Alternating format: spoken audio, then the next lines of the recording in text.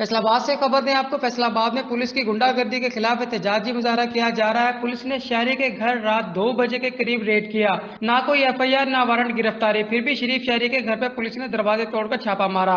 मुजाहरीन ने motor van 4 को जाने वाला रास्ता कंटेनर लगाकर बंद कर दिया। मुजाहरीन ने टायरों को आग लगाकर एहतजाजी मुजाहरा किया। पुलिस ने मुलजिम के घर रेड की बजाय कारोबारी शख्सियत के घर रेड किया। मुजाहरीन का कहना था कि पुलिस ने घर के अफराद को ज़ोदोकोब किया, दरवाजे तोड़े और तजलील की, जबकि पुलिस की जानिब से कुछ देर बाद छोड़ दिए गए। किसी माँ पर मुझे निशाना बनाया गया।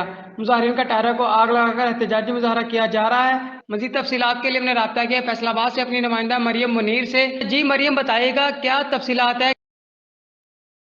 जी बिल्कुल, इस वक्त मैं मौजूद हूँ थाना मिलट टाउन के इलाका में, जहाँ पर पुलिस की जानिब से की जाने वाली गुंडागर्दी के खिलाफ एहतजाजी मुजाहिरा किया जा रहा है।